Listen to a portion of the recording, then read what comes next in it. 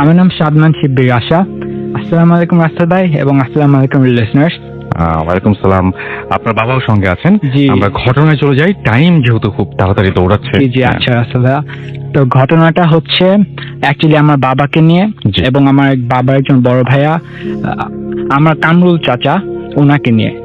তো ঘটনাটা হচ্ছে আমার আব্বু যখন ছোট ছিল, জি ক্লাস বলতে গেলে প্রাইমারি থেকে জাস্ট জুনিয়রে উঠেছে ওরকম একটা টাইম। ইয়ারটা হচ্ছে 1983-84 এরকম টাইপ। তো কামরুল চাচা যিনি, উনি আব্বুর থেকে 1-2 বছর বড় ছিল, মানে বলতে গেলে পিঠাপিঠি ভাই যা বলা হয় আর কি। তো কামরুল চাচা অনেক ব্রিলিয়ান্ট স্টুডেন্ট ছিলেন, কিন্তু ওনার একটা সমস্যা ছিলেন যে উনি অনেক অসুস্থ থাকতেন। অসুস্থ থাকার ফলে তো ওনার মাঝে মাঝে ইয়ার মিস যেত, ক্লাসে এক্সাম হয়েছে। তো এই জন্য একটা পর্যায়ে দেখা গিয়েছে যে আমার আব্বু আর কামরুল চাচা একই ক্লাসে পড়তেন। তো ওনাদের মাঝে রিলেশনটা অনেক ভালো ছিল, পিঠাপিঠি ভাই সব কাজ একসাথেই করতেন। তো কামরুল চাচার আরেকটা হ্যাবিট ছিল, ওনার মাছ ধরার প্রতি অনেক নেশা ছিলেন। তো উনি মাছ প্রচুর ধরতেন। তো ঘটনা হচ্ছে একদিন বর্ষাকালে বৃষ্টি হয়েছে। তো আমাদের গ্রামের বাড়ি হচ্ছে ময়মনসিংহ জেলার গফরগাঁওতে। তো গফরগাঁওতে তো জানেন ব্রহ্মপুত্র নদী আছে। তো বৃষ্টির সময় ব্রহ্মপুত্রের কিছু ব্রাঞ্চে এসে শাখা এসে খাল বিল গুলা ভরে যায়, তখন মাছ প্রচুর পাওয়া যায়। তো একদিন মাছ ধরতে যায়। তো কামরুল চাচা ওই দিন মাছ অনেক ভালো পায়, কিন্তু বাসায় আসার পরেই হঠাৎ করে অসুস্থ হয়ে যায়। তো সবাই আগে থেকে জানতো যে কামরুল চাচা বেশিরভাগ সময় অসুস্থ থাকেন। তো ভাবলো যে এবারও গতানুগতিক ভাবে অসুস্থ হয়েছে, তো ডাক্তার দেখালো।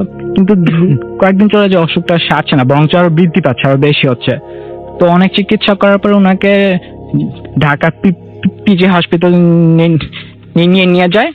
তো ওখানে নেওয়ার পরে ওনার সাথে অনেক ট্রিটমেন্ট করার পরে কয়েকদিন পরে ওনার যে অসুখটা ধরা পড়লো, ওটা ছিল অ্যাকচুয়ালি ব্লাড ক্যান্সার। তো ওখান থেকে অ্যাকচুয়ালি স্যাডলি কামরুল কাকা ব্যাক করতে পারেনি। তো কামরুল কাকা ওখান থেকে আর ব্যাক করতে পারেনি। তো ঘটনা শুরু হচ্ছে এই যে এখান থেকে, যেদিন কামরুল কাকা আপনার বাবার কাছ থেকে শুনি। জি জি জি ওকে, আচ্ছা, যেহেতু উনি শুরু করেছিলেন আপনার ছেলেই, একটু এগিয়ে আসতে হবে মাইক্রোফোনের কাছাকাছি এবং প্লিজ বাকি অংশগুলো। তারপরে কি হলো? হ্যাঁ, ওই সময় আসলে আমার আব্বু বিজি হাসপাতাল থেকে ট্রিটমেন্ট করে। তো 20-25 দিন থাকার পরে তো মারা গেল এবং যথারীতি গফরগাঁও নিয়ে আসলো। নিয়ে আসার পরে অ্যাটলিস্ট যেদিন মারা গিয়েছে ঠিক সেই দিন আমরা তখন তো ছোটই, বাড়িতে তেমন লোক ছিল না, সবাই মৃত্যুর খবর শুনে গফরগাঁও চলে আসছে।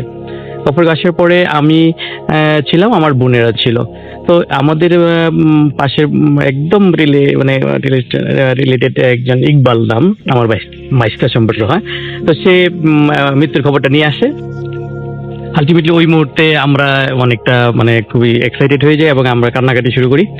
তো আমাদের বাড়িতে পুরুষ মানুষ তেমন ছিল না। তো এক পর্যায়ে আমি এবং আমার বোন সবাই বাড়ির মাঝখানে উঠানে থাকা অবস্থায় এই কান্না চলতে থাকে। তো হঠাৎ করে একবার আমার আরেক চাচাতো ভাই আছে সোহেল ভাই, নিশ্চয়ই সোহেল ভাই শুনতেছে কিনা, যে শুনে থাকলে তাকে সালাম। ওকে, সোহেল ভাই সে আমাকে হঠাৎ করে তার একদম হুবহুব সে আইসে বলতেছে কি যে শিবির চল গফরগাঁও যাই। তো গফরগাঁও যাই এই কথা বলার সঙ্গে সঙ্গে আমি একেবারে তার সঙ্গে রওনা দিয়ে দিই। যখন আমি রওনা দিই, ঠিক আমাদের বাড়ির পাশ দিয়ে টিউবওয়েলের পাশ দিয়েই রাস্তাটা। তো অ্যাটলিস্ট আমাদের গফরগাঁও যেতে হলে আমার বাড়ি থেকে পশ্চিম দিকে রাস্তা। তো দেখি যে খুব তাড়াহুড়ো করে সে আমাকে একদম বাম হাত ধরে টেনে টেনে নিয়ে যাচ্ছে। তো যখন টেনে নিয়ে যাচ্ছে, তা আমি বুঝতে পারতেছি খুব তাড়াহুড়া করতেছে। এই জন্যে আসলে বাড়ি থেকে প্রায় 20 গজ আউট হওয়ার পরেই আমি দেখি আর অ্যাটলিস্ট আমি মাটিতে নেই, আমার শূন্যে ভাসছে। আমি মনে হলো যে আমি শূন্যে ভাসতেছি। তো এরকম একটা সিচুয়েশনে যখন আমি বললাম যে সোহেল ভাই কি করতেছো, এত তাড়াহুড়া করতেছো, যখন আমি তার দিকে তাকানোর পরেই তো দেখি যে এমন বিকট চেহারা, দাঁত কেমন লম্বা, কি যে একটা অবস্থা। আমার তো এখনো শরীর শিউরে যে আজকে আপনার ছেলে রাশা বারবার করে বলছিলেন একটা কথা যে এখনো আপনি বলতে গেলে আপনার নাকি সমস্যা। আমার একদম টোটালি অবস্থা, একটা জিনিস শোনা একরকম আর আপনি একদম সামনে থেকে এরকম। হ্যাঁ, সামনে। তো আমি কি করলাম, ওই মুহূর্তে আমি তখনই ছোটবেলা থেকে আমাদের সব তো আমরা মানে ইসলামিক রীতিনীতি দিয়ে বড় হয়েছি এবং নামাজ পড়ি। আমার আব্বাও মানে টিচার ছিলেন, তো উনি মারা গেছেন, আল্লাহ ওনাকে বেহেশত নসিব করুক। তো অ্যাটলিস্ট আমার ওই মুহূর্তে মনে আসলো যে আমি সামথিং একটা প্রবলেমে পড়ে যাচ্ছি। তো এই মুহূর্তে আল্লাহর নাম বলে জোরে আমার যত মানে ওই মুহূর্তে আমার শক্তি কোত্থেকে আসছে আল্লাহ জানে। আমি তো এত বেশি মানে প্রেসার দিয়ে ওনার ওই এটা আমি মানে করি, হাতটা ওর কাছ থেকে আমি ছুটানোর পরেই একদম এক দৌড়ে এসে বাড়িতে উঠানে এসে পড়ে যাওয়ার পরে আমার তো মানে তখন সবাই কাঁপতেছি, আমার কান্নাকাটি কোনো খবর নেই, আমি কাঁপতেছি।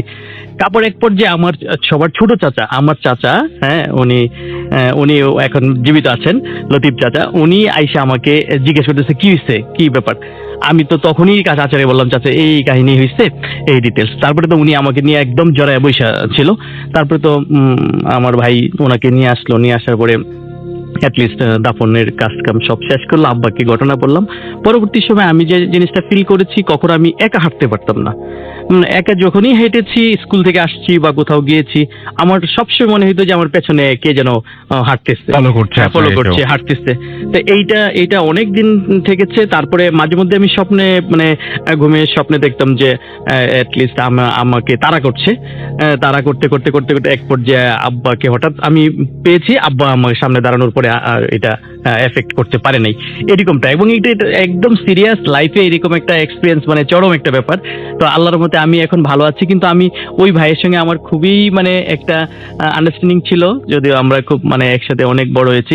কিন্তু আমি মাঝে মধ্যে স্বপ্নে দেখি যে ওই ভাই আমি আবার দুই ভাই একসাথে আমরা কোথাও মার্চ করতেছি এখনো, হ্যাঁ। এবং আমি মনে করি, আমি অনেক প্রাউড ফিল করি যে ভাই তোমাকে পেয়ে গেছি, মানে আমি অনেক শক্তি ফিল করি, মানে আমরা বিজনেসে ভালো করব, আরো অনেক জায়গায় আমরা ড্রাইভ দিব, অনেক কিছু করব, এরকম একটা পর্যায়ে স্বপ্নে দেখি। পরে হঠাৎ করে স্বপ্ন ভাঙে যাওয়ার পরে আমার মনটা অনেক খারাপ হয়।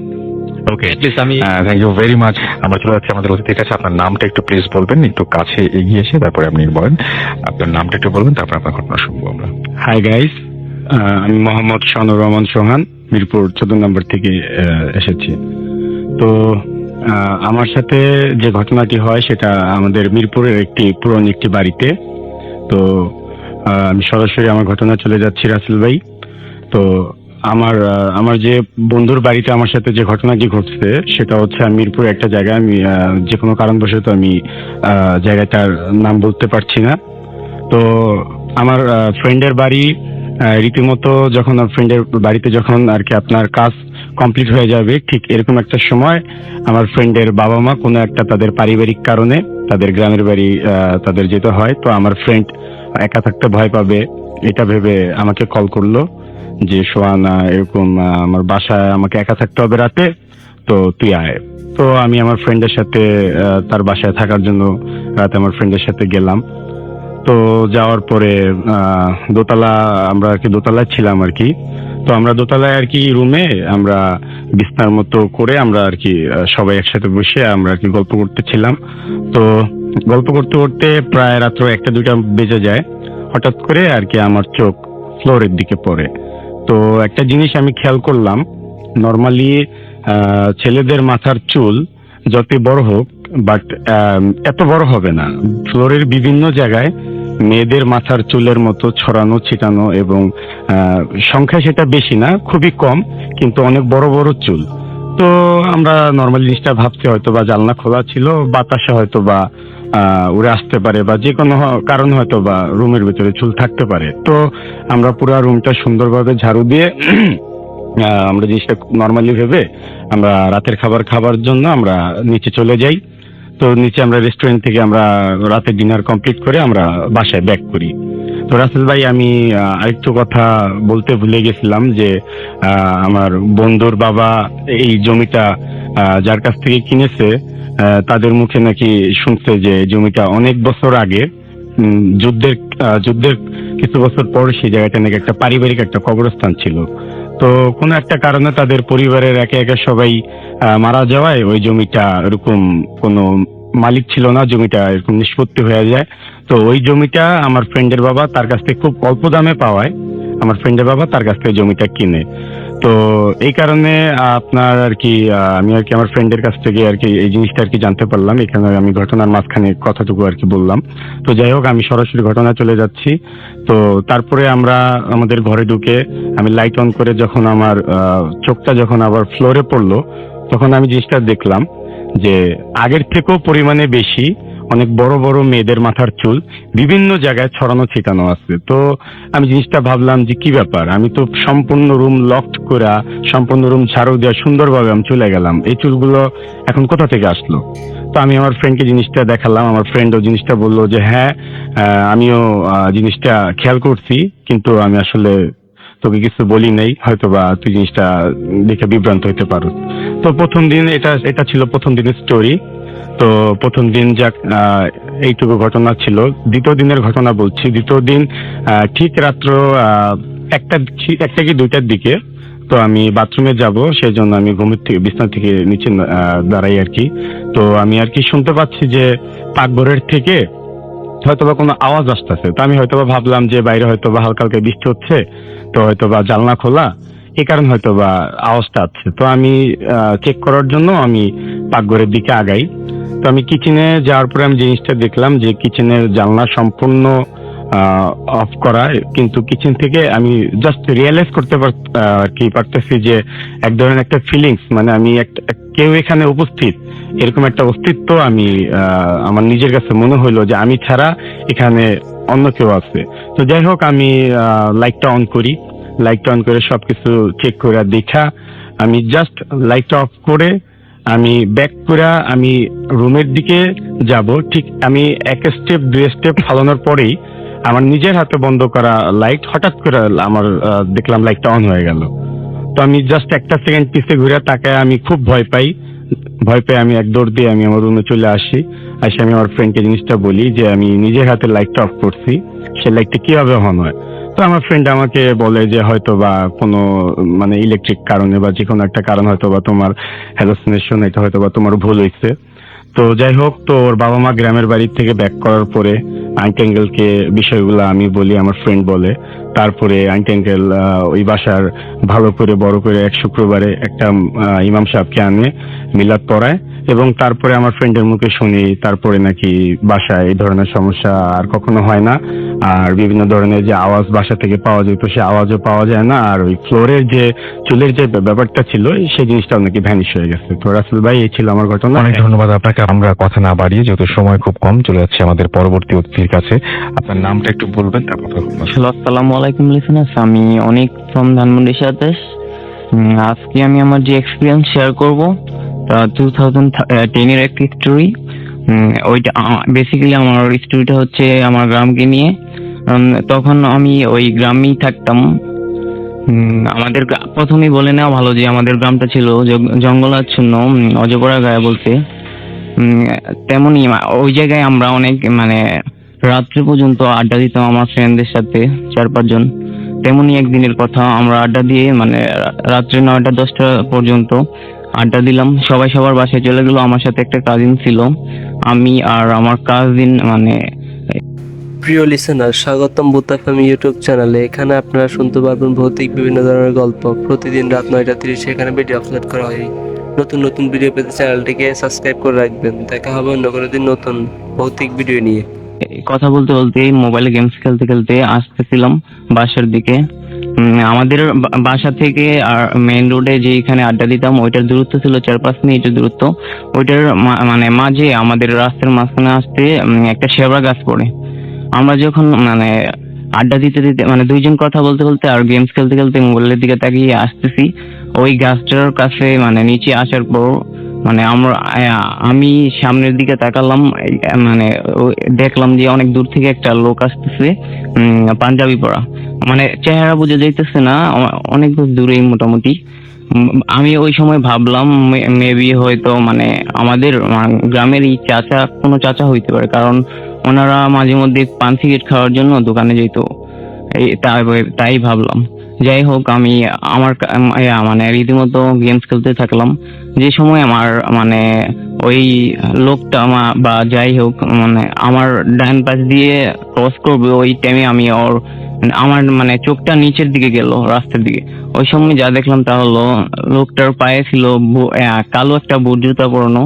ও মানে ওইটা দেখে আমি একটু নিয়ে অবাক হলাম, এবং উনি ক্রস করলো 2-3 সেকেন্ড পরেই আমি পিছনে তাকালাম। তাকানোর পর যা দেখলাম তা হলো পিছন সাইড দেখলাম যে মানে আল খেল্লা পরা সৌদি আরবের বাচ্চারা যেরকম থাকে ওই ড্রেস সেমই, কিন্তু উপরে মানে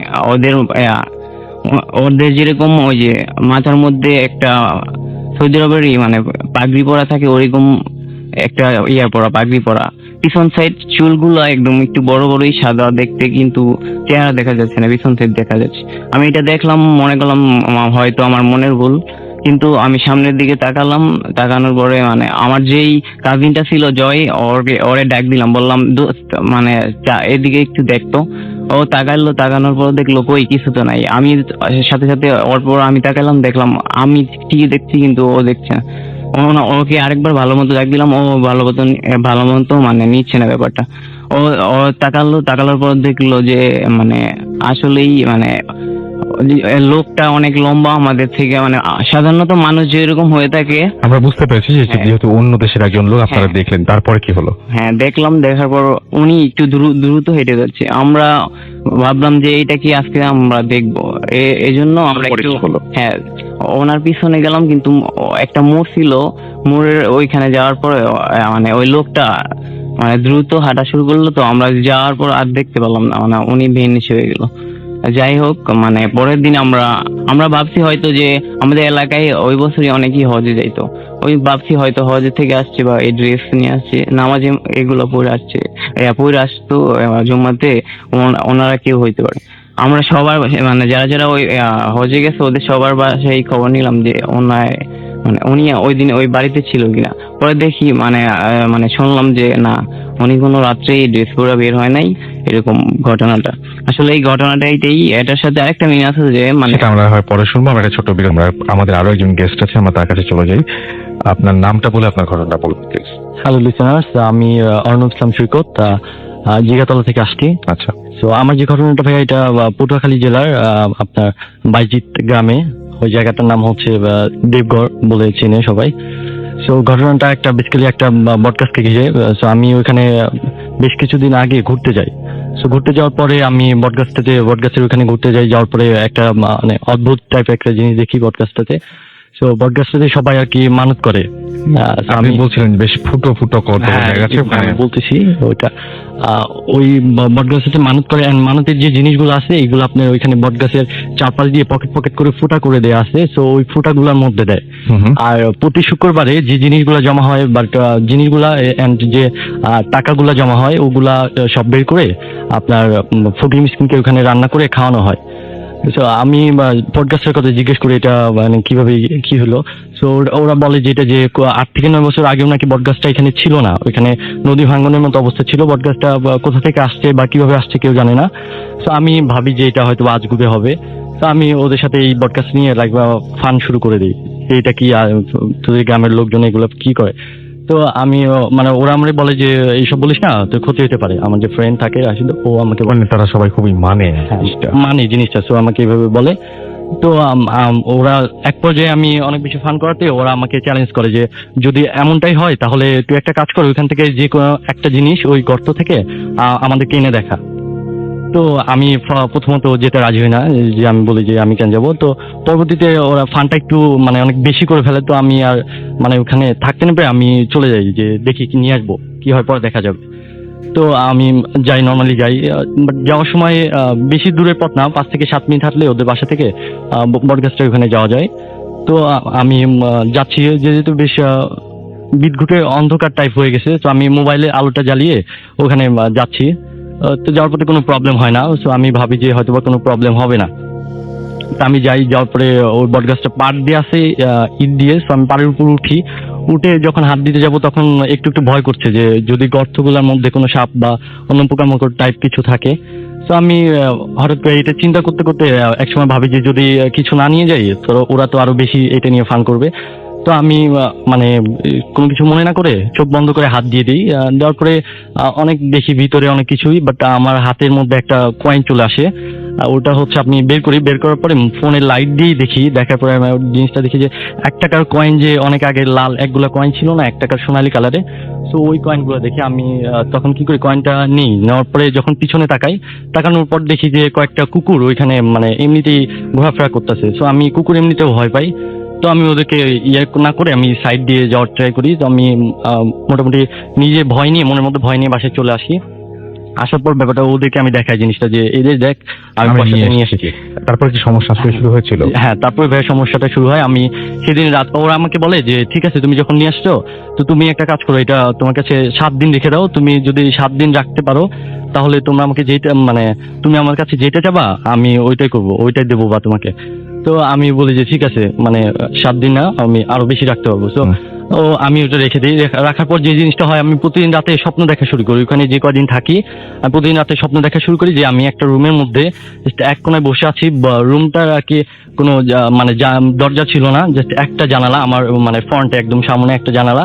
অ্যান্ড জানালার মানে জানালাটা বেশ বড় ছিল। অ্যান্ড শিক ধরে অনেকগুলা লোক বাহিরে, সব প্রায় বোঝাচ্ছে না কত বড়, বাট সাদা পাঞ্জাবি পরে সব লোকগুলা আপনার জানালার শিক ধরে মানে অনেক হইচই করতেছে, মানে ভেঙে ফেলবে আর ভেঙে এসে ওরা আমাকে মারবে। তা আমি এমনিতে ভয় পাই। তো এক সময় হয় কি মানে লাস্ট যে স্বপ্নটার মোমেন্টে হয় যে ওরা জানালাটা যখনই ভেঙে ফেলে তখন আমার ফ্রেন্ডটা আমার লাস্টের দিনে ও আমাকে ডাক দেয়। হঠাৎ আমি জেগে যাই। জেগে যাওয়ার পরে অনেক ভীত হই।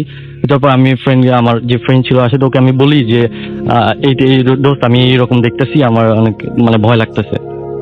তো বলার পরে ওরা আর কি তখনই ওর যে মানে আরো পাশে 2 জন ভাই ছিল ঘুমাচ্ছিল আমাদের সাথে, তো ওদেরকে ডাকার পর ওদেরকে বলে যে এই ব্যাপার। তো ওরা তখন জিনিসটা বলে যে হ্যাঁ আমরা জানতাম এরকমই হবে। তো ওরা তখন ওদের মানে বাবা মাকে ওটা শেয়ার করে। তো ওর বাবা মা ওদেরকে গালাগালি করে যে তোরা জানতি এটা নিয়ে, এটা আমরা অনেক মানি বা এখানে এরকম প্রবলেম হবে, তো তোরা কেন কি এগুলো, ও ঘুরতে আসছে। তো জানার পরেও তারপরে হয় কি বেশি তার কিছুদিন বলতে পরের দিনেই আর কি আমার অনেক বেশি জ্বর আসে। তো তারা তখন বুঝতে পেরে ওই একটা ফকিরকে মানে ফকির বা কবিরাজ যেটা বলে ওনারে ডাক দেয়। এবার ব্যাপারটা ধীরে ধীরে সিরিয়াস হয়ে যায়। সিরিয়াস হয়ে যায়। ডাক দেয়, ডাকার পরে অনেকে জিনিসটা বলে। তো বলে যে জিনিসটা অনেক বেশি খারাপ করছে উনি, মানে আমার কথা বলে যে জিনিসটা অনেক খারাপ সমাধানটা কি করছে। জানেন? হ্যাঁ, সমাধান দেয়। উনি বলে যে পয়সাটা রেখে আসতে এন্ড আমাকে ওখানে ক্ষমা চাইতে। তো তারপর বলে যে আর কিছু করতে হবে, বলে হ্যাঁ একটা জিনিস করেন তাহলে হয়তো বা প্রবলেম গুলো একদম সলভ হয়ে যাবে। আপনি একটা কাজ করেন, শুক্রবারে যে ওইখানে ফকির মিসকিনকে খাওয়ানো হয় ওইখানে আপনারা একটা মোরগ জবাই করে ওটা ওইখানে দিয়ে দেন, তাহলে হয়তো বা প্রবলেম গুলো আর হবে না। এইভাবে ওখানে ওরা দিয়ে দেয়। আমি শুক্রবারে ওইখানে দেওয়ার পরে আমি ঢাকা ব্যাক করি। আস্তে আস্তে তারপরে আমি সুস্থ হয়ে যাই, আর কোনো প্রবলেম হয় না ভাইয়া। এটাই ছিল। অনেক ধন্যবাদ আপনাকে। আমরা চলে যাবো আমাদের এরপরের অতিথির কাছে, এবং আপনার নামটা প্লিজ আপনি একটু বলবেন, তারপরে একটু বলবেন যে আপনি কোথা থেকে এসেছেন। হ্যালো লিসেনার্স, আমি মাহমুদুর রহমান পাশা, আমি বাসাবো মাদারটেক থেকে এসেছি। ওকে, আপনি আমাদের একটা ঘটনা পাঠিয়েছিলেন, আমরা সেই ঘটনা দিয়ে শুরু করি তাহলে। আচ্ছা, আমি একটু ব্যাকগ্রাউন্ড বলি। জি প্লিজ। হ্যাঁ, এটা হচ্ছে যে টোটালি স্টোরিটা আসলে আমার শ্বশুরবাড়ি এলাকার, জি, এবং আমার দাদা শ্বশুর যে ওনার সাথে রিলের একটা ইয়ে ছিল আর কি, যোগাযোগ ছিল, এবং সেই পরিপ্রেক্ষিতে আমার শ্বশুরদেরও অনেক ধরনের ইনসিডেন্ট ফেস করতে হয়েছে। তো আমি যে গল্পটা বলবো এটা হচ্ছে আমার ফুফু শাশুড়িকে নিয়ে আর কি। হ্যাঁ, তো উনি তখন ছোট ছিলেন। তো উনি আর ওনার বান্ধবী একদিন প্ল্যান করেন যে বাড়ি থেকে একটু দূরে একটা বড় বড়ই গাছ আছে, তো ওইটার বড়ই অনেক মিষ্টি। তো ওনারা পরের দিন ভোরবেলা যাবেন, ভোরবেলা যেয়ে ওখান থেকে বড়ই পেরে আনবেন যাতে কেউ আর নিতে না পারে। তো ওনারা তেমনি প্ল্যান করলেন। তো পরের দিন ভোর 4টার সময় ওনার বান্ধবী এসে ওনাকে নক করেন। অনেক ডাকাডাকির পরে উনি বের হন। তো বান্ধবীর সাথে ওনারা 2 জন ওই বড়ই গাছের নিচে যান। তো যাওয়ার পরে ওনারা বলেন যে কে আসলে উপরে উঠবে, কে রাতের বেলা বড়ই পারবে, আসলে কে ইয়ে করবে। তো কথায় ওনার বান্ধবী তখন গাছে উঠেন আর কি, আর উনি নিচে দাঁড়ায় থাকেন বড়িগুলা কালেক্ট করার জন্য। তো একটু পরে ওনার বান্ধবী উপর থেকে বড়ি পেরে নিচে ফেলতে থাকে, আর উনি তখন ওই ওনার কোচ বলে এটাকে, জামার আঁচলে ওইটা নিতে থাকেন আর কি। তো একটু পরে যখন মোটামুটি পাওয়ার পরে একটা সময় উনি দেখেন খুব বড় বড় বড়ই পড়তেছে উপর থেকে, মানে সাধারণত এগুলো এই গাছের না। মানে এই গাছের বড় একটা সাইজ আছে, সেই সাইজ সাথে কোনোভাবেই মেলে না এটা। রাইট। জি। তো ওনার একটু কনফিউশন হয়, তো উনি উপরে তাকান এবং উপরে তাকানোর সাথে সাথে দেখেন যে ওনার বান্ধবীর এক পা গাছের এক ডালে, 7-8 ফুট দূরে আরেক পা আরেক গাছের ডালে, এবং লম্বা লম্বা হাত দিয়ে গাছের মুখ ডাল থেকে বড় বড় বড়িগুলা পারতেছে। সেটা কি ওই গাছেরই বড়ই ওই ছিল? গাছেরই বড়ি। আচ্ছা। এবং এটা দেখে উনি সাথে সাথে ফিট হয়ে যান। তো পরের দিন ভোরবেলা ওনাদের বাসা থেকে, মানে বাড়িটা থেকে যে বড়ই গাছটা ছিল ওটা থেকে একটু দূরে হিন্দুদের একটা পূজা মণ্ডপ আছে। তো পূজারি খুব ভোরবেলা মানে বাসায় ফিরতে থাকে আর কি। তো পূজা করে বাসায় ফেরার সময় রাস্তায় ফুফুকে অচেতন অবস্থায় পান। তো তখন উনি ওনাকে সাথে করে বাসায় নিয়ে আসেন আর কি। এবং পরের দিন ওনার বান্ধবী যে বলে যে আসলে তো উনি বের হন নাই 4টার সময়, আসলে তখন তো আর মোবাইলেরও সিস্টেম ছিল না বা এরকম। বাট পরে যখন যেটা হয় যে সামথিং, মানে কেউ একজন এসেছিল তার বান্ধবীর রূপ নিয়ে। আচ্ছা, আর কিছু আপনার কাছে মানে এরকম ধরনের কিছু? হ্যাঁ, ওনাদের অনেকগুলো স্টোরি আছে। আরেকটা স্টোরি এটা হচ্ছে আমার চাচা শ্বশুরকে নিয়ে। তো উনি ওখানে মোটামুটি পরিচিতই। তো উনি একবার রাতের বেলা মানে ফেমাস বিভিন্ন বিচার আচারে তার ডাক পড়ে আর কি।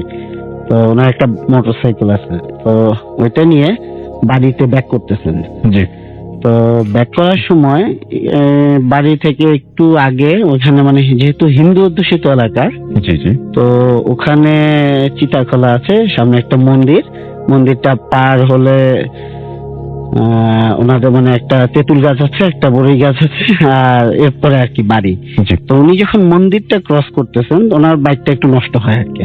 তো উনি ইঞ্জিনটা একটু নিচে নেমে চেক করে যখন দাঁড়ান দেখেন যে মানে এলাকায় খালা থাকে না, খালা ফুফু এরকম পরিচিত, তো উনি দাঁড়ায় আছেন ঘুমটা দেয়া। তো চীনে যখন উনি কথা বলতেছেন কি অবস্থা বাড়ির, ওই বাড়িতে কে কেমন আছে, দুইজন হাঁটতে হাঁটতে মোটামুটি ওই তেঁতুল গাছের এখানে যখন আসেন তখন ওনার বাইক থেকে হেলমেটটা পড়ে যায়।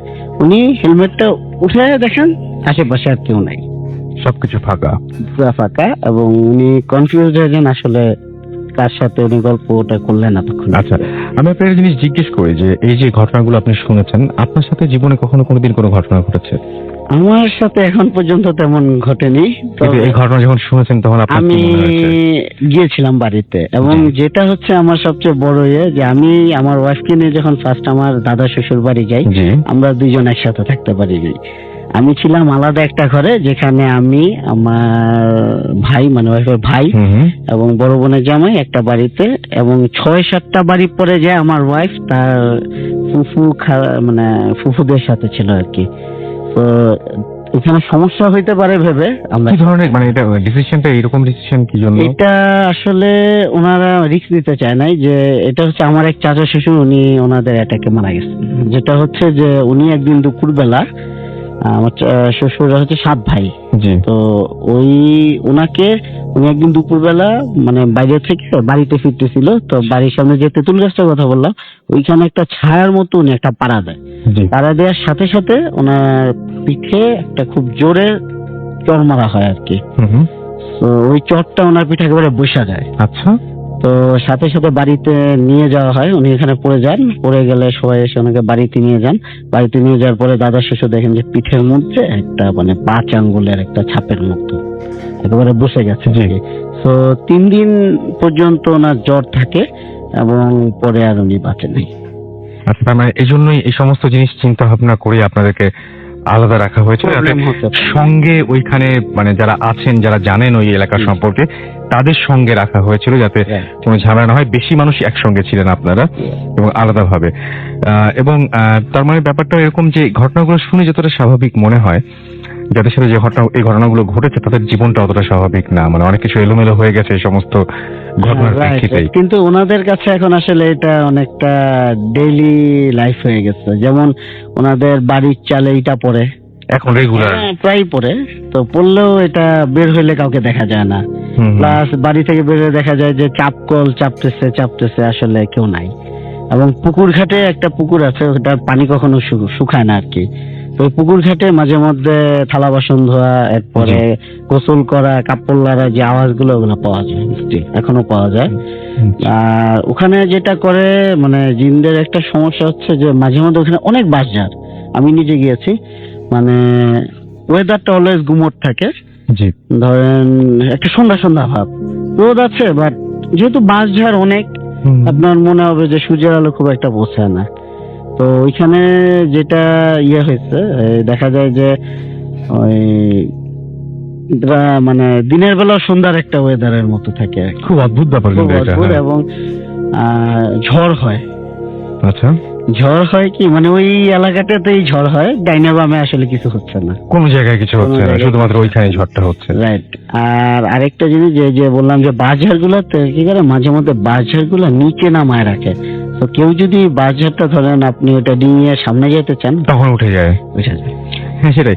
আপনি শহরে বড় হয়েছেন এবং আপনি এই মানে পুরো ওই জায়গায় গিয়ে পুরো সবকিছু না দেখলে আপনি কি বিশ্বাস হতো কেউ যদি আপনাকে এই ঘটনাগুলো বলতো? না, আমি ফার্স্টে আসলে বিশ্বাস করি নাই, এবং পরে যখন শুনেছি, ইভেন আমার শ্বশুর বা আমার যে শ্যালক যারা বলছে ওরা ফেস করছে, ইভেন আমার যে ওয়াইফের বড় বোনের জামাই এবং আমার যে ওয়াইফের সবচেয়ে বড় ভাই, ওনারা একদিন রাতে মুভি দেখে বাড়ি ফিরতেছিল, তো ঢিলে ঢিলে পড়ছিল, ইচ্ছা মতো বড় বড় ঢিল, বড় বড় মাটির চাক্কা তাদের উপর পড়তেছিল। পরে ওনারা দুইজন যে মসজিদের ভিতর লুকায়, বাড়ির পাশে একটা পারিবারিক মসজিদ আছে, তো ভোরবেলা যে আমার শ্বশুর তখন ওনাদেরকে নিয়ে আসেন, বাট ওই পর্যন্ত সেটাই। ওনারা মসজিদে ছিল।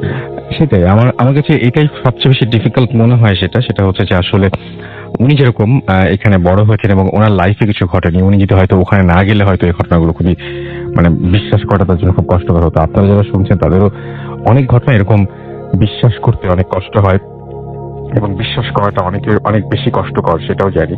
তবে এই ঘটনাগুলো যাদের সাথে ঘটে আপনি মানে সেই ব্যাপারটা মানে কি বলবো যে সেই ব্যাপারটা আপনি নিশ্চিত পাবেন যে তারা খুব ভালো সময় কাটাচ্ছেন না যাদের সাথে সমস্ত ঘটনাগুলো ঘটে, তাই তো? জি জি, এরকম। আর আরো একটা স্টোরি আছে, সেটা হচ্ছে যে এইটা মানে আমার এই 2 বছর আগের ঘটনা, মানে জি, জি। বিয়েরই পরে। তো আমার ওয়াইফের কাজিন আছে, তারা বাড়িতে ঘুরতে গিয়েছিল আর কি। তো বাড়িতে গেলে মেয়েরা কি করে পিকনিকের মতো একটা করে সবাই, তো বাড়ি থেকে একটু দূরে একটা বট গাছ ছিল, তো ওখানে ওরা যে যখন পিকনিকের অ্যারেঞ্জটা করে, তো ও আগুন ধরায়, আরো একজন কাঠ আনতে গেল বা গাছের ডালপালা, আর আরেকজন পানি আনতে গিয়েছিল। তো ও দেখে কি একটা বড় বট গাছের নিচে থেকে এক লাফে 2-3টা বাচ্চা উপরে উঠতেছে, একেবারে চূড়ায়, আবার নিচে নামতেছে। এই গ্রামটা পুরোই তো হন্টেড। এই গ্রামে তো আমাদের যাওয়া উচিত আসলে। আমরা চলে যাব আমাদের পরবর্তী অতিথির কাছে, তার নাম মানিক। আমরা সরাসরি ঘটনায় চলে যাই, টাইম যেহেতু কম, ঘটনায় চলে যাই। হ্যালো, আমি এমডি মানিক বলছি। বন্ধুরা যারা শুনছেন তাদের ধন্যবাদ। আমি যে কাহিনীটা বলবো এটা খুবই রিসেন্ট, জাস্ট গত 2-1 মাস আগের কাহিনী। আমি আর আমার বন্ধু, 2 বন্ধু একটা জায়গায় থাকতাম। আমি আসলে কাহিনীটা ব্যাকগ্রাউন্ড থেকে বলতেছি, কারণ ওই জায়গায় একটা হন্টেড প্লেস, তার জন্য। সো আমি আর আমার যে বন্ধু ওইখানে থাকি, বন্ধুর নাম ফরাদ, মনে হয় ফরাদ শুনছে। তো ওইখানে একদিন রাতে প্রচন্ড গরম, ভীষণ গরম, তখন আমরা ইন্টারমিডিয়েট পরীক্ষা দিচ্ছিলাম। সো রাত 12টা এদিকে বাজে, হঠাৎ কারেন্ট গেল। যাওয়ার পরে তখন আমরা শুয়ে রয়েছি, কারেন্ট যেহেতু গেছে, দরজা খোলা, আমরা যখন বিছানায় শুয়েছিলাম। দেন তার কিছুক্ষণ পরে আমাদের গায়ে পানির ছিটা দিল কেউ যেন। তো আমরা ভাবলাম হঠাৎ পানির ছিটা, আমাদের রুমের মধ্যে কোনো ট্যাপ নাই, কোনো বেসিন নাই যে কোথাও থেকে পানি ছিটে আসবে, জাস্ট বোতলে পানি থাকে, বোতলে মুটকি তো আটকানো। সো আমরা উঠে খুঁজছি, তখন কারেন্ট ছিল না, তো মোবাইলের লাইট দিয়ে আমরা খুঁজছি যে কোথা থেকে পানি আসলো। সো আমার হাত ভিজে গেছে, মুখ ভিজে গেছে, যে এত পানি যে কোত্থেকে আসলো আমরা খুঁজে পেলাম না। ইভেন এটা আমার ফেসবুকে পোস্টে আছে ছবিটা। এরপরে যে কাহিনীটা গত রবিবারে ঘটছে, আমার আর এক বন্ধু পড়া চলে যাওয়ার পরে আমরা একটা রুমে 4 জন থাকি। সেই রুমে যে কাহিনীটা ঘটলো, যে জাস্ট এই রবিবার রাতের কাহিনী এটা। আমার বন্ধু, ওর নাম জুয়েল চৌধুরী, ওর বাড়ি হবিগঞ্জ। ওর রাত 2:30 থেকে 2টার সময় ও টয়লেটে গেল। আমাদের এখানে আছে যে যদি রাতে টয়লেটে যাও 2 জন করে যেতে হবে, কারণ এখানে একটু ঝামেলা আছে যেহেতু। সো একা একাই গেল, ওদিনে কাউকে ডাকে নাই। দেন ও টয়লেটে যাওয়ার সময়, আমাদের টয়লেটটা হচ্ছে হোস্টেল থেকে একটু বাইরে। সো ওইখানে টয়লেটে গেল এবং টয়লেটের মধ্যে কোনো আলো ছিল না, তো এর জন্য ও দরজাটা খুলে টয়লেট করতেছিল। সো ওই সময় ও বুঝতে পারলো যে বাইরে লাইট ছিল, লাইটের উপরে কোনো একটা ছায়া আসছে, কেউ দাঁড়িয়েছে, ওই ছায়াটা ওর গায়ের উপর পড়ছে। ও ভাবলো যে ওইখানে বোধহয় কোনো ইয়া ছিল, গাছের পাতা টাতার ওই ছাওয়াটা। তো কিছু না মনে করে টর্চ শেষ করে যেই বের হলো, তখন দেখলো কি ওইখানে লাইট ল্যাম্পপোস্টের নিচে একটা ছোট 3 থেকে 4 বছরের বাচ্চা দাঁড়ায় রয়েছে। ও অত রাতে এরকম একটা ছেলে ওইখানে দাঁড়িয়ে আছে, বাচ্চা। ও তখন চিন্তা করলো পাশে আমাদের কলেজ হোস্টেলের যে অ্যাডমিন, তার বাসায় কোনো গেস্টের কোনো বাচ্চা হতে পারে। তো অতটুকু কেয়ার না করে ও জাস্ট আমাদের হোস্টেলের দিকে আসছিল। তো আমাদের হোস্টেলের দিকে ওকে ক্রস করে আসতেছে, ও ওই বাচ্চাটা পিস পিস আসতেছে। আমাদের ঘর যখন রুমের সামনে আসছে, তখন ও চিন্তা করলো এখনো বাচ্চাটা স্টিল আমার পিস আছে। তখন ও জাস্ট ঘুরে ওই বাচ্চাটাকে বলবে যে তুমি কে, তুমি আমার পিস যাচ্ছ কেন। জাস্ট ও যখন মুভ করলো তখনই দেখলো বাচ্চাটা ভ্যানিশ। সো তখন ও একটা থতমত হয়ে গেল, আসলে জিনিসটা কি হলো। সো জাস্ট ও ঘরের মধ্যে ঢুকে ও আমার কম্পিউটারের ডেস্কের সামনে বসে চিন্তা করলো আসলে আমি কি দেখলাম, যে একটা বাচ্চা আমার পিস আসলো, আমি যখন কিছু বলবো তার আগে ভ্যানিশ। দেন তার কিছুক্ষণ পরে আমাদের ওই দিনকে প্রচন্ড বৃষ্টি হয়েছিল। সো সব জানলাই বন্ধ করা ছিল, জানলার ওইখানে একটা মানুষ দরজায় নক করলে যে সাউন্ডটা আসে, সেরকম নকের সাউন্ড আসলো। তো তখন আর অনেক কিউরিসিটিটা অনেক বাড়লো যে আসলে জিনিসটা কি। তো একটা ইয়ার জন্য ও জানলার কাছে গিয়ে জানলাটা খুললো। বাট যখন জানলার কাছে গেল, কেউ দেখতে পেলো না, যে এতক্ষণ নকের আওয়াজ শুনছে কিন্তু কাউকে দেখতে পেলো না। দেন তারপরে ও হঠাৎ ওর চোখ গেল ওই দেওয়ালের উপরে। আমাদের ওই কলেজে একটা আছে, যে মিথ আছে যে ওইখানে বিশেষ সময় ওইখানে একটা বাচ্চা ওইখান দিয়ে ওই ওয়ালের উপর দিয়ে হাঁটে এবং বিভিন্ন জায়গায় দেখা যায়। তো ও যখন ওই বাচ্চাটাকে দেখলো, যে বাচ্চাটাকে একটু আগে দেখেছে, তখন ও খুব হয়ে যায় এবং জায়গায় স্টিল হয়ে যায়, লড়াচড়া করতে পারে না। কিছুক্ষণ পরে দেখলো বাচ্চাটা একটা হাসি দিছে এবং ওর মাথাটা অনেক বিশাল হয়ে গেছে। ওটা দেখার পরে ও পড়ে যায় এবং ঘুমাইতে থাকে। তখন আমরা উঠে ওকে জিজ্ঞাসা করতেছি যে আসলে কি হলো তোমার। তারপরে একটু স্বাভাবিক হয়, সকালে হুজুর এসে করে এবং ও এখন স্বাভাবিক আছে। ওর আসার কথা ছিল কিন্তু ও আসতে পারেনি। অনেক ধন্যবাদ আপনাকে। আমরা চলে যাব আমাদের প্রথম অতিথির কাছে। আরো একবার বলেছিলাম সময় পেলে তাকে ফিরিয়ে নিয়ে আসবো। আপনার নামটা আরেকবার সবাইকে বলবেন আজমল ভাই। আমি বলে দিলাম যদিও। Okay, my name is Sheikh Muntajul Hasan. Okay, আমরা চলে যাই আপনার পরবর্তী ঘটনায়। পরবর্তী ঘটনা যেটা ওই আমার আম্মার সময়টা একটা জিনিসটার মধ্যে, যাই হোক, তো সেটা হলো কি যে আম্মাকে আমি 2টা দেখেছিলাম। সেটা তখন অনেক ছোট ছিলাম। এটা হচ্ছে সিরাজগঞ্জের আপনার রায়পুরের ঘটনা। জি জি। তো ভাই তখন অ্যাকাউন্টস অফিসার ছিলেন, মিল এরিয়া আর কি। তো আমি তখন বেশ অনেক ছোট। তো আমি ওই হাতে লাঠি নিয়ে আর নিচে সব গাছ টাছ আছে, মানে সবজি যেতে আছে, ওই লাঠি মারতেছে আর কি। যেহেতু বিকেল হয়ে যাচ্ছে, সন্ধ্যে হয়ে আসতেছে, ওই শিয়াল টিয়াল আসবে, তখন আম্মা উপর দিয়ে আমাকে, মানে বারান্দার পেছনে আবার ঘোরানো সিঁড়ি আছে, তো আম্মা রান্নাঘর দিয়ে বার হয়ে আমাকে ডাকতেছে। বাই ডিস্টেন্স আমি দেখতেছি যে আম্মা 4 তলা 3 তলা দেখতেছি যে আরেকজন মায়ের মতোই সেও আমাকে ডাকতেছে। তখন আমি বললাম যে মা, কোনটা আমার মা? এ কিরম কথা বাবা, এটা কিরম কথা? তুমি আমার মা না ওই আরেকজন তো তোমার মতো দেখতে। তখন দেখি যে সে আমার সামনে, মানে চোখগুলো বড় করে, তো নিচে দিয়ে যদি যায় তো বারান্দায় আসে, হালকা দেখতে আমাদের একটু উপরে উঠে গেছে, উঠে গিয়ে একদম উড়ে চলে যাচ্ছে শূন্যে। তখন আমি খুব ভয় পেয়ে যাই। মাকে বলছি, মাও কিন্তু ভয় পাইছে। তো বাবা তুমি আসো। আমি বললাম না মা, আমার ভয় লাগে, কারণ যখন উঠতে যাবো তখন দরজা থাকবে, দরজা বন্ধ থাকলেও জানলাগুলো যে রান্না করে খোলা থাকবে, তো আমাকে সাথে নজর পড়বেই, আমি ভয় পাচ্ছি। তো এই ঘটনাটা আমার খুবই হয়েছে। এবং আপনার নিজের মাকে এরকম 2টা দেখেছেন? 2টা দেখেছি। আবার আপনাকে তার মানে বিভিন্ন সময় এভাবে বিভিন্নভাবে বিভ্রান্ত করার চেষ্টা করা হয়েছে। দেখেছি। আবার ওই এতেই তখনও আরেকটা ঘটনা হয়েছে যে ওই আপনার ওই শিউলি ফুল তুলবো আর কি। জি জি। তো মেয়ের সামনে, ছোট মেয়ে, হ্যাঁ, খুব বন্ধুর মতো, ছোট ছোট আর কি, ও ছোট আমি ছোট। তো পেছন থেকে ওই সিঁড়ি দিয়ে নেমে সামনে বিল্ডিং এর সামনে গেছে। বিল্ডিং এর সামনে যাওয়ার পরে তখন শিউলি ফুল নিয়ে একটু নাড়া দিচ্ছে। জ্ঞান নাই যে রাত তখন কটা, 1টা না 1:30। তো শিউলি ফুল পড়ার পরে দেখি যে আল্লাহ আম্মা ডাকতেছে। মাকে খুব ভয় পেতাম, মার ধর করতো না, চোখ দিক দেখাতো। তো যাই হোক, উনি উজ্জ্বল সম্পন্ন ছিলেন, কিন্তু নাক নকশা অনেক বেশি ভালো ছিল। তো তখন বললো, কি রে মা ওইখানে কেন? আমার মা তো 4 তলা থাকার কথা। তখন থেকে ইয়ে করছে, তখন একটু আমরা ভয় পেয়ে গেছি, কান্না শুরু করছে। তখন একটা সিকিউরিটি গার্ড আর কি ঠান্ডা ঠান্ডা ভাব ওই কানে এঁটে দিয়ে ঘুমাচ্ছিল, জি। আওয়াজ পেয়ে এখন তো মনে করতেছি ওটাই ভূত। তখন বলল, না আঙ্কেল আমি ভূত নাই, যে আমি মানুষ, এই দেখো গড়ি টিকটিক করে। তারপর লাইটার জ্বালাইছে, তারপর আমাদেরকে সিঁড়িতে দিয়ে পেছন দিক দিয়ে এসে একেবারে ওই পর্যন্ত, জি। মানে ওনাকে আর ছাড়তেছি না, পরে ইয়ে করছে। তো তখন এসে দেখি, তখন ঘড়ি দেখতে পারি, তখন দেখি যে 1:30 না 1টা হচ্ছে এরকম হবে আর এই টাইম। আচ্ছা, আপনি প্রথম মানে একদম ভয় পেয়েছেন তখন আপনার বয়স কিরকম?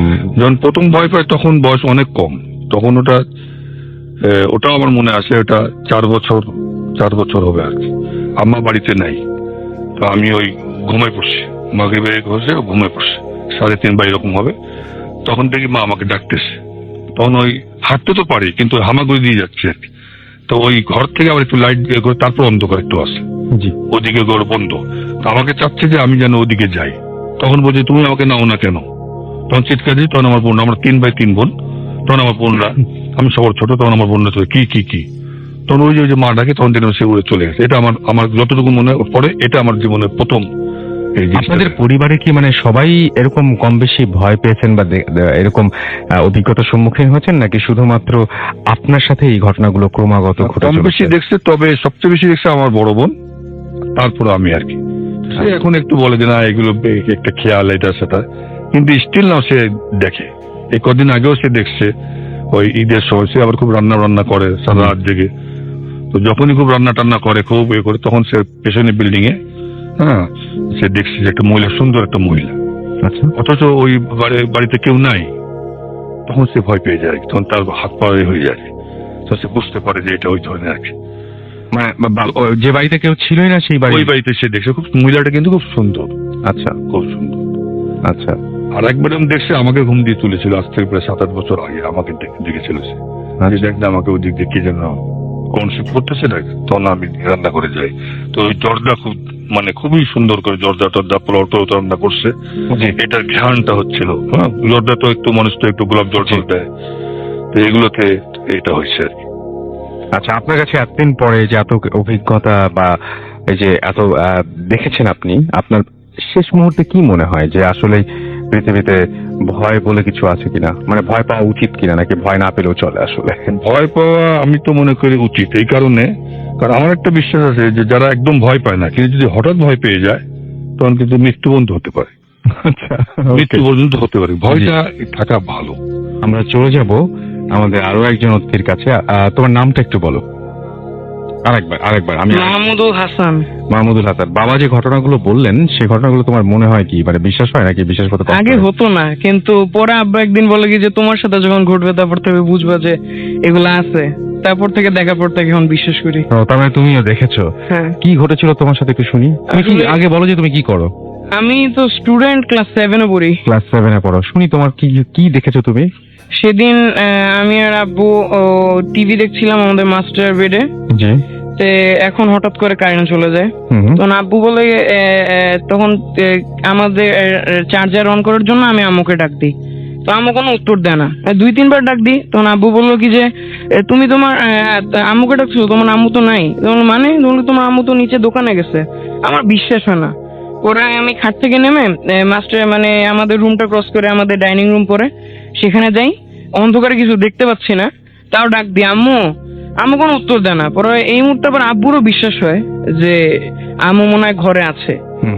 তো এখন আব্বু আসে, আমার কাছে আসে, এসে ডাক দেয় আম্মুর নাম ধরে, কিন্তু তাও বলে না। তাই আমি আরেকবার ডাক দিলাম।